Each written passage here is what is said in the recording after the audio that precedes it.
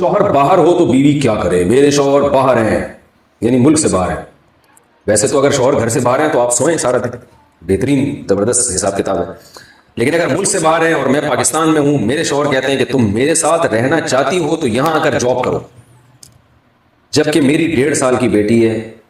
دوسری صورت وہ کہتے ہیں کہ پھر میرے سسرال والوں کے ساتھ جا کر رہو، جہاں میرے 4 جیٹھ اور 4 دیور، ہول سیل کے حساب سے ماشاءاللہ دیور اور جیٹھ ہیں، اور میں وہاں اپنے آپ کو کمفرٹیبل نہیں سمجھتی ہوں. اگر میں ان دونوں صورتوں میں سے کوئی بھی نہیں مانتی تو ان کا کہنا ہے کہ تعلقات ختم کر دیے جائیں، اور بیٹی کا انہیں کوئی بھی خیال نہیں ہے. صورت مجھے کیا کرنا چاہیے؟ میں ان کا نام نہیں لے رہا، خام خامے کسی کے ذاتی حالات سب کے سامنے آ جاتے ہیں. پھر کسی خاتون نے یہ پوچھا ہے، بھائی دیکھیں مسئلہ یہ ہے کہ شوہر جہاں رہتا ہو تو شوہر کو اوپر لازم ہے کہ بیوی کو وہیں رکھے وہ، اور یہ کہنا کہ میں یہاں افورڈ نہیں کر پاتا تم جاب کرو یہاں پہ، تو یہ بھی ناجائز مطالبہ ہے. بیوی پر لازم نہیں ہے کہ شوہر کی اس بات کو مانے، بلکہ بہتر ہے کہ نہ مانے، افضل ہے کہ نہ مانے، کیونکہ اسلام میں عورت کا گھر سے باہر نکلنا یہ جاب کرنے کے لیے، یہ جب تک ضرورت نہ ہو اس کو پسند نہیں کیا گیا. تو آپ جب میرڈ ہیں، شادی شدہ ہیں، تو آپ کو کھلانا پلانا یہ آپ کے شوہر کی ذمہ داری ہے. اسی طرح بیوی کو یہ کہنا کہ اگر یہاں نہیں آ سکتی، جاب نہیں کرتی، تو پھر جاؤ میرے ماں باپ کے پاس رہو، اور وہاں ماشاءاللہ ہول سیل کے حساب سے دیور اور جیٹھ بھی ہیں، ان سب کی بھی خدمت، تو یہ بھی ظلم ہے عورت پر. اتنے سارے افراد کی خدمت عورت پر لازم نہیں ہے. اور اگر ان کی خدمت کا نہیں کہہ رہے لیکن جوائنٹ فیملی میں ان کے ساتھ رہنے کا کہہ رہے ہیں تو یہ بھی غلط ہے، کیونکہ جیٹھ سے اور دیور سے پردہ ہے. تو 1 2 3 دیور ہوں تو چلے پردہ بھی سمجھ میں آتا ہے، 8 ماشاءاللہ ہیں تو اس میں خطرات بھی زیادہ ہوتے ہیں. بہرحال احتیاط کے خلاف ہے یہ. اگر انشاءاللہ وہ جیٹھ اور دیور نیکی ہوں گے، وہ کوئی یعنی ان کی سوچ اچھی ہوگی، لیکن اس کے باوجود اس طرح سے اپنے رشتہ داروں میں ایک عورت کو اکیلے ڈال دینا اتنے سارے لوگوں کے درمیان، اس میں اگر عورت کمفرٹیبل محسوس نہیں کر رہی اپنے آپ کو، تو پھر مرد پر لازم ہے کہ وہ اس کے لیے الگ گھر کا انتظام کرے اور اپنے ساتھ رکھے. تو آپ کے شوہر پر یہ شرعاً لازم ہے کہ وہ آپ کو بلائیں، اپنے ساتھ رکھیں. اگر وہ اتنا نہیں کماتے تو گزارا کریں، بیگم سے بولیں بھائی میں اتنا کما رہا ہوں، میں بھی سوکھی روٹی کھاؤں گا، تم بھی میرے ساتھ سوکھی روٹی کھاؤ. کیونکہ یہ سب چیزیں شادی سے پہلے سوچنی چاہیے تھی. شادی کر لی ہے تو بیگم تو پھلترو کی طرح چپک گئی ہے. میں اکثر بیان میں کہتا ہوں نا، قرآن میں اللہ نے فرمایا وصاحبتہ، کہ قیامت کے دن مرد اپنے باپ سے، اپنی ماں سے، اپنے بھائی سے دور بھاگے گا، اور بیوی کے لیے اللہ نے فرمایا اپنے ساتھ رہنے والی سے بھی دور بھاگے گا. تو ساتھ رہنے والی کا لفظ اللہ نے استعمال کیا، تو پتہ چلا کہ جب نکاح ہو گیا تو بیگم تو اب چپک گئی ہے پھلترو کی طرح آپ کے ساتھ، اب وہ ساتھ رہے گی. اب آپ کی تنخواہ کم ہے زیادہ ہے، آپ نے اس کو اسی طرح کھلانا ہے. اور اگر وہ کہتے ہیں تعلقات ختم کر دیے جائیں گے، تو اگر اس بیس سے وہ تعلقات ختم کرتے ہیں تو بالکل غلط کرتے ہیں. باقی یہ کہ آپ کیا کریں تو میں آپ کو مشورہ نہیں دے سکتا، میں تو شرعی مسئلہ بیان کر سکتا ہوں. شرعی مسئلہ یہ ہے کہ اس صورت میں آپ کے لیے ان سے طلاق کا مطالبہ جائز ہے، لیکن طلاق جائز ہونے کے باوجود ناپسندیدہ ہے، کیونکہ اس پہ آگے آپ کے لیے جو مسائل آئیں گے، پتہ چلا اس سے بھی گئی آپ بچی کو لے کے کہاں در بدر کی ٹھوکریں کھاتی پھریں گی. تو some thing is better than nothing والے فارمولے پر عمل کر کے آپ گزارا چلائیں. اور اگر ڈیورس کا مطالبہ کرتی ہیں شوہر سے تو مطالبہ کی حد تک یہ جائز ہے، مگر بہرحال میں اس کا مشورہ نہیں دے سکتا آپ کو. زندگی کی گھڑیاں بہت تیزی سے گزر رہی ہیں اور ہر آنے والا دن ہمیں قبر کے قریب کر رہا ہے، مجھے بھی اور آپ کو بھی. ایک دن آنے والا ہے کہ آپ لوگ کہیں گے کہ مولوی صاحب ہوتے تھے الفلاحیہ مسجد میں ممبر پہ بیان کیا کرتے تھے، ابھی تو ہیں، بیان کیا کرتے ہیں، ایک دن کیا ہو جائے گا؟ تھے. اور میرے ہیں سے تھے ہونے تک آپ میں سے بہت سے ہیں سے تھے ہو چکے ہوں گے. میرے مرنے تک پتہ نہیں کتنے آپ میں سے زندہ رہتے ہیں، کتنے مر چکے ہوتے ہیں. اور جو میرے مرنے سے پہلے آپ لوگوں میں سے زندہ رہ گئے، جو پھر میرے بارے میں یہ کہیں گے کہ وہ ہوا کرتے تھے، تو جو زندہ رہیں گے وہ بھی ہمیشہ نہیں رہیں گے، کچھ دنوں میں وہ بھی ہیں سے کیا بن جائیں گے؟ بولو بھائی، ابھی تو بول رہے ہیں، جب تھے ہوں گے تو پھر بولنے کا بھی موقع نہیں ہوگا. ابھی زندگی ہے، ہیں تھے بول دیں. جو دنیا سے جا چکے وہ تو بیچارے اس قابل بھی نہیں ہے کہ یہ تبصرہ کر سکیں، بیان میں سر ہلا سکیں، یا ہاں یا نہ یا تھے یا ہیں بول سکیں. کیا خیال ہے بھائی؟ یہ ایک ایسی حقیقت ہے موت جس کا کوئی انکار نہیں کر سکتا، اس میں اختلاف نہیں ہے. نہ دیوبندی بریلویوں کا کوئی اختلاف ہے، اس میں حیرت کی بات ہے. نہ اہل حدیث اور غیر مقلد اور مقلد کا کوئی اختلاف نہیں ہے. ایگزامینیشن ہال ہے جس میں لا کے ہم سب کو اللہ نے بٹھا دیا، پرچہ تھما دیا اور بتایا کہ کچھ سوالات ضروری ہیں، کچھ آپشنل ہیں، اور پرچہ ہر ایک کو مختلف دیا گیا ہے، ہر ایک کی استعداد کے لحاظ سے، صلاحیت کے لحاظ سے۔ علماء کے پاس جو پرچہ ہے وہ الگ ہے، عوام کے پاس جو پیپر ہے امتحان کا وہ الگ ہے۔ اب جب ایگزامینیشن ہال میں آپ کو پرچہ تھما دیا جائے تو آپ اپنے حساب سے پرچہ لوگے یا دوسرے کے حساب، دوسرے والا پرچہ اپنے پاس لا کے رکھو گے؟ ظاہر ہے ٹائم کم ہے، مقابلہ سخت ہے، تو اپنے سوالات کو فوکس کرو گے، دائیں بائیں جھانکنے کی کوشش نہیں کرو گے۔ اب مسئلہ یہ ہو گیا ہے کہ ایگزامینیشن ہال میں جو جس کی فیلڈ نہیں ہے وہ اس میں ٹانگ اڑا رہا ہے اور اپنے ضروری سوالات سے غافل ہو رہا ہے۔ آپ دیکھیں گے ہمارے اس دور میں مسائل کے معاملے میں ہر آدمی فنٹر بنا ہوا ہے، کسی سے بحث کروا لو، بحث کروا لو، رفع الیدین کی، رفع الیدین نہ کرنے کی، آمین زور سے آہستہ، ہر آدمی فنٹر بناؤ۔ لیکن اس سے جو قیامت کے دن جو ضروری سوالات ہوں گے ان سوالات کی طرف اس کی توجہ نہیں۔ اس سے سوال یہ ہوگا کہ رات کی تنہائیوں میں کیا کیا کرتے تھے؟ لوگوں کے سامنے تو اللہ سے ڈرتے تھے، کیا تنہائی میں بھی اللہ سے ڈرتے تھے یا نہیں ڈرتے تھے؟ اپنے والدین کی خدمت کر کے جنت حاصل کرنے کی کوشش کی یا نہیں کی؟ رسول اللہ صلی اللہ علیہ وسلم نے ارشاد فرمایا کہ جس نے بوڑھے والدین کو پایا اور ان کی خدمت کر کے جنت اپنے اوپر لازم نہ کی، اس پر اللہ کی لعنت ہے۔ ان لوگوں کو دیکھ لیں جو مجتہد بنے ہوئے ہیں، جو چیز جو فیلڈ علماء کی ہے اس میں بھی کیا کرتے ہیں؟ ٹانگ اڑاتے ہیں۔ لیکن نہ اللہ کے حقوق کی طرف توجہ، نہ مخلوق کے حقوق کی طرف توجہ۔ ایک صاحب حیات ممات کے مسئلے میں بہت بڑے فنٹر تھے، حیاتی مماتی، یہ حیات النبی ممات النبی، بہت فنٹر، بڑے ماہر۔ میں نے ان کو ایک دفعہ نصیحت کی، میں نے کہا چھوڑ دو، ان چکروں میں نہیں پڑو، انسان بن کے سیدھے سیدھے مسلمان بن کے زندگی گزارو، اس میں نہیں اپنی صلاحیتوں کو برباد کرو۔ تو کہنے لگے کہ یہ بہت ضروری عقیدہ ہے، یہ عقائد ضروریہ میں سے ہے، اس کے بغیر ہم مسلمان نہیں ہو سکتے۔ تو اللہ تعالیٰ بعض دفعہ ایسی دلیل ذہن میں ڈالتے ہیں کہ قرآن حدیث سے دلیل دیتا نا سمجھ میں نہیں آتی ان کے۔ ہر آدمی کے قرآن حدیث میں مسائل کا جو چیپٹر ہے نا وہ سمجھنے کی صلاحیت ہر آدمی میں نہیں ہوتی۔ یہ بات پبلک کی سمجھ میں نہیں آ رہی ہے، پبلک سمجھتی ہے کہ ہم بھی قرآن و حدیث میں جو مسائل کا چیپٹر ہے وہ سمجھ سکتے ہیں۔ قرآن و حدیث میں یہ واقعہ میں بھول نہ جاؤں، یہ لوگ یہ گچی پکڑ کے رکھے تھے اس کی، تاکہ جہاں سے بات چلی ہے نا وہیں سے، کیونکہ میں جیسے ہی ہماری گاڑی کراچی اسٹیشن سے نکلتی ہے نا درمیان میں بہت سارے ٹریک آنا شروع ہو جاتے ہیں، اور جیسے پاکستان کی ٹرین ہر ٹریک پہ ہر اسٹیشن پہ رکتی ہے نا، تو ہماری بھی ایسے ہی کچھ کیا عادت ہو گئی ہے۔ عوام جو ہے نا اپنے آپ کو قرآن و حدیث کے معاملے میں، مسائل کے معاملے میں جاہل ماننے کے لیے تیار نہیں۔ بس ایک آیت یاد کی ہوئی ہے، وَلَقَدْ يَسَّرْنَا الْقُرْآنَ لِلذِّكْرِ فَهَلْ مِن مُدَّكِرٍ، ہم نے قرآن کو نصیحت کے لیے آسان کر دیا، کوئی ہے سمجھنے والا؟ کہتے ہیں مجھے قرآن جب آسان ہے تو مولویوں سے پوچھنے کی ضرورت نہیں، بیچاروں کو اس آیت کا مطلب نہیں آتا، باقی قرآن کیا ہے؟ یعنی جو آیت یہ بتا رہی ہے کہ ہم نے قرآن کو آسان کیا، اس کی تفسیر جس کو نہیں آتی وہ باقی قرآن کیا سمجھے گا؟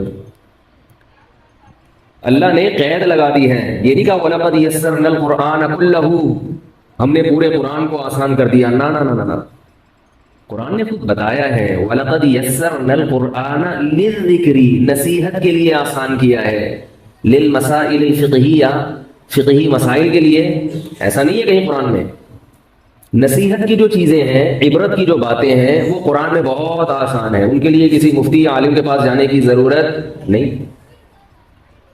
نصیحت کی باتیں جیسے حضرت موسیٰ علیہ السلام کا واقعہ کہ اللہ نے نافرمانوں کو سزا دی، فرما برداروں کو برتری دی۔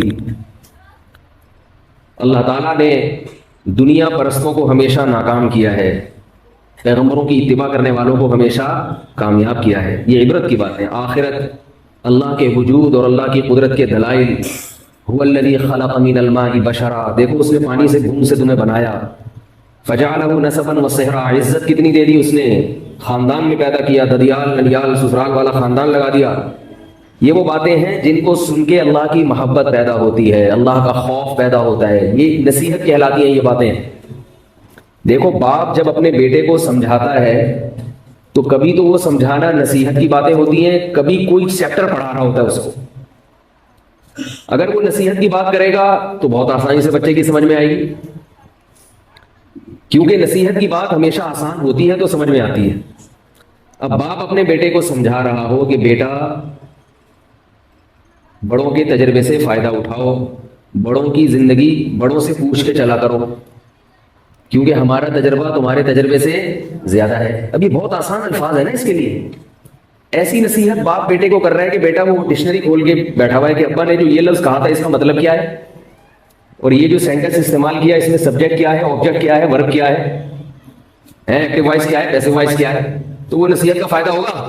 نصیحت انتہائی آسان الفاظ میں ہوتی ہے. لیکن یہی باپ جب بیٹے کو، یہ وکیل ہے مثال کے طور پر ابا، یہ بیٹے کو لا اور قانون پڑھا رہا ہو، پھر یقیناً ڈکشنری کی کتابیں کھول کے، یہ ابا کہیں پروفیسر بھی ہیں، یونیورسٹی میں لیکچرار بھی ہیں، تو وہی لیکچر جو یونیورسٹی میں دیا ہے وہ اپنے بچے کو بھی دے رہے ہیں، اور اس میں لا سمجھا رہے ہیں، لا پڑھا رہے ہیں، اس کو قانون سمجھا رہے ہیں کہ دفعہ 144 کیا ہوتی ہے، دفعہ 145 کیا ہوتی ہے، آرٹیکل فلاں کا مطلب کیا ہے. تو اس میں وہ آسان نہیں ہوگا، اس کا ایک متن ہوگا، پھر اس کی تشریح ہوگی، پھر اس کی تشریح میں مختلف آراء بھی ہوں گی، رائے بھی ہوگی. بھئی یہ جو لا ہے، سپریم کورٹ نے اس لا کے تحت جو فیصلہ کیا تھا، اس فیصلے کی روشنی میں اس لا کا یہ مطلب ہے، اس قانون کا یہ مطلب ہے. 73 کے آئین کی جو فلاں شق ہے، اس شق کا مطلب کیا ہے، تو سپریم کورٹ نے جو فیصلہ کیا ہے اس کے مطابق اس کا یہ مطلب ہے. ممکن ہے اس پر کوئی اعتراض ہو کہ نہیں پہلے سپریم کورٹ کا فیصلہ یہ نہیں تھا، وہ تھا. جہاں مسائل کی بات ہوگی، قانون کی بات ہوگی، لا کی بات ہوگی، اس کو ڈیفائن کرنا پڑے گا، اور ڈیفائن کرنے والے بھی اس کے اہل ہوں گے. ہر نتھو پتو کا کام نہیں ہوگا. یہ میرا موضوع نہیں ہے، میں اصل بات کی طرف ابھی آ رہا ہوں. ابھی تو گاڑی نکلی ہے، ٹھیک ہے، ابھی تو اسٹیشن ہم نے چھوڑا ہے. تو قرآن ہی میں اللہ کا ارشاد ہے. یہ یاد رکھو، جتنے لوگ آج کل جو علماء سے آپ کو دور کرتے ہیں، بزرگوں سے آپ کو دور کر رہے ہیں، لیبل قرآن و حدیث کا لگا رہے ہیں، یہ قرآن و حدیث نہیں جانتے. یہ اگر صحیح طرح سے قرآن و حدیث پڑھ لیتے تو یہ اس قسم کی باتیں نہ کرتے.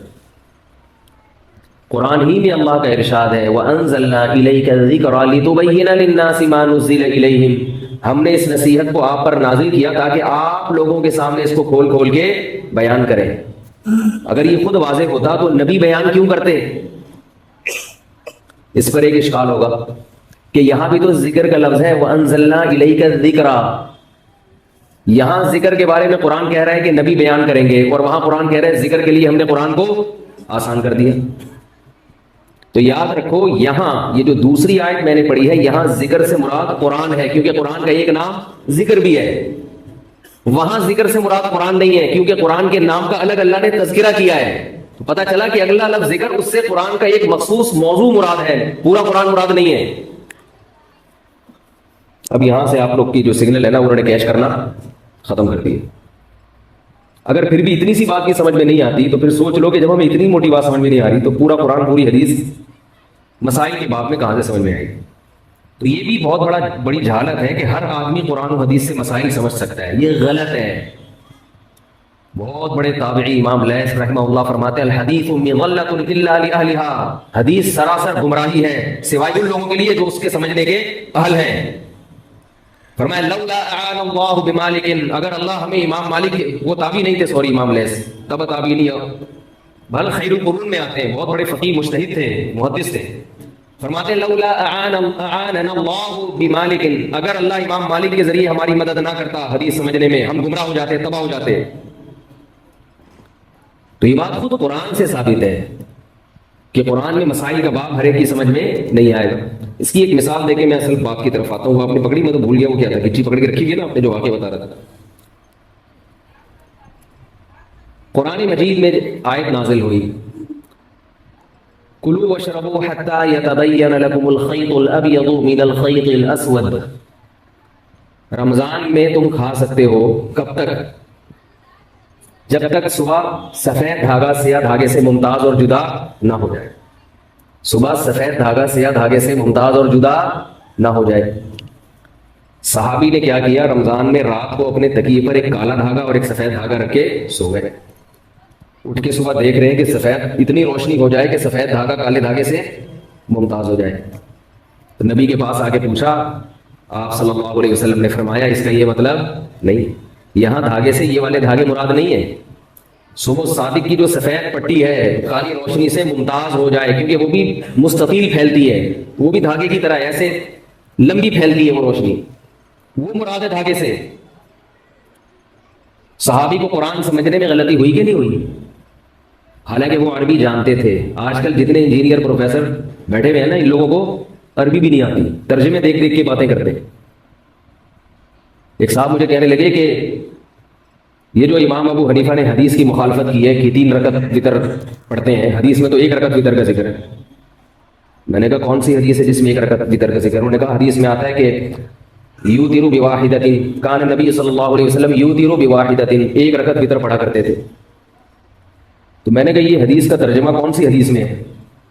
یہ جو آپ اس کا ترجمہ کر رہے ہو یہ کون سی حدیث میں یہ والا ترجمہ؟ انہوں نے کہا ترجمہ تو حدیث میں نہیں ہوگا نا, ترجمہ تو اردو میں ہوگا, تو اردو تو تھی نہیں. میں نے کہا جس آدمی نے اس حدیث کا ترجمہ کیا ہے, آپ کو یہ پتا ہے کہ یہ ترجمہ اس کا بنتا ہے کہ نہیں بنتا؟ اس معاملے میں بھی تو آپ تقلید کر رہے ہو, جو انہوں نے لکھ دیا آپ نے مان لیا. یو تیرو کا یہ مطلب لینا, ہمیشہ یہ مطلب لینا کہ 1 رکعت وتر پڑھتے تھے, یہ مطلب لغت میں جو یو تیرو کا اصل مطلب ہے او ترا یو تیرو ایتارن, جفت کو طاق بنا دینا. ایون جو عدد ہوتا ہے نا اس کو آڈ کہتے ہیں, جو 2 پہ تقسیم نہ ہو سکے. میں بڑا کنفیوز رہتا تھا کہ ایون جو ہے وہ جفت کو کہتے ہیں یا طاق کو کہتے ہیں, یہ بھول جاتا تھا. تو میں نے پھر ایک ایسے جو الفاظ ہوتے ہیں نا جو مشابہ ہوتے ہیں, ان کے لیے کچھ علامات رکھ لیا کریں. تو ایون میں 4 عدد ہیں, 4 حروف ہیں, ای وی ای این, اور آڈ میں کتنے ہیں؟ 3. اس کا مطلب یہ آڈ جو ہے نا وہ اعداد ہوں گے جو 2 پہ تقسیم نہیں ہوتے, اور ایون وہ ہوں گے جو 2 پہ تقسیم ہو جاتے ہیں. یہ بڑی ٹیکنیکل باتیں, اس طرح لفظ یاد رہتے ہیں. قرآن مجید میں 2 الفاظ استعمال ہوئے ہیں, سندس اور استبرق. سندس کہتے ہیں باریک ریشم کو, استبرق کہتے ہیں موٹے ریشم کو. ابھی ہم طلب علمی کے دور میں یاد کر کے تھک جاتے تھے, پھر بھول جاتے تھے کہ موٹا ریشم ان میں کون سا ہے اور باریک کون سا ہے. تو ہمارے استاد نے کہا استبرق, آف, یہ جو آ رہا ہے نا موٹا موٹا لفظ آ رہا ہے نا, کیا خیال ہے؟ استبرق, رق بولو گے قاف آ رہا ہے, قاف موٹا تازہ ہوتا ہے, قاف ویسے بھی گول ہوتا ہے. جو گول کس لوگ ہیں وہ دیکھنے میں قاف لگ رہے ہوتے ہیں. تو سندس میں ایسا نہیں ہے, سندس باریکی آ رہی. تو اس کے بعد ہمیشہ سے یاد ہو کہ بھائی استبرق موٹا ریشم اور سندس باریک ریشم. اسی طرح ایک لفظ ہے رمل اور ایک لفظ ہے عربی میں رمل. جب ہم عمرے پہ جاتے ہیں یا حج پہ جاتے ہیں تو پہلے 3 چکر میں سینہ اکڑا کے, مرد کے لیے سینہ اکڑا کے چلنا سنت ہے. اور کسی حدیث میں عورت کو سینہ اکڑا کے چلنے سے منع نہیں کیا گیا, مگر پوری امت کا اجماع ہے کہ عورت رمل نہیں کرے گی.